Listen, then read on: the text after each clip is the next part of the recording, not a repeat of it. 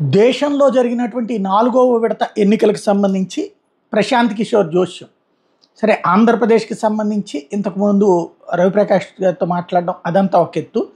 దేశవ్యాప్తంగా సర్వేకి సంబంధించి అది ఆయన అంచిన సర్వే అనే కంటే కూడా ఈ ఎన్నికల్లో బీజేపీ స్థానాలు తెలంగాణలో పెరుగుతాయని, ఇప్పుడు ప్రస్తుతం ఉన్నది 4 కదా, అవి పెరుగుతాయని, ఒరిస్సాలోనూ పెరుగుతాయని, పశ్చిమ బెంగాల్లోనూ పెరుగుతాయని, ఆంధ్రప్రదేశ్లోనూ కూడా పెరుగుతాయని ప్రకటించారు. అంటే పశ్చిమ బెంగాల్ కిందసారి 18 వచ్చినాయి, అది పెరుగుతాయి అన్నట్టుంది, దాదాపు 20-22 వచ్చేటట్టు. ఆంధ్రప్రదేశ్ అసలు 0 క్రిందసారి 2 వచ్చిన 4 వచ్చిన మొత్తం 6లో పోటీ చేశారు కదా, కాబట్టి ఇక్కడ గెయిన్ అవుతున్నారు.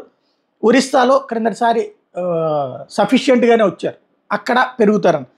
ఇది వాస్తవంగా అసలు 0 అంటే చాలా తక్కువ ఉన్నటువంటి ప్రాంతాల నుంచి ఎక్కువ సాధించడం, ఇది సాధిస్తోంది భారతీయ జనతా పార్టీ అన్నటువంటిది. ఒక పక్కన చర్చ ఒకటి నడుస్తుంది ఏంటంటే కర్ణాటకలో కాంగ్రెస్ పార్టీ అధికారంలో ఉంది కాబట్టి కొంత తగ్గుతుందని, అవి ఇక్కడ రికవర్ అవుతామా, లేకపోతే టోటల్గా కనుక ఇవే ఎక్కువైతే ఉత్తరాదితో కంపేర్ చేసి ఇవి కూడా యాడ్ అయితే కనుక 330 ఆ రేంజ్ దాటిపోయేటటువంటి అవకాశం ఉంటుంది భారతీయ జనతా పార్టీ.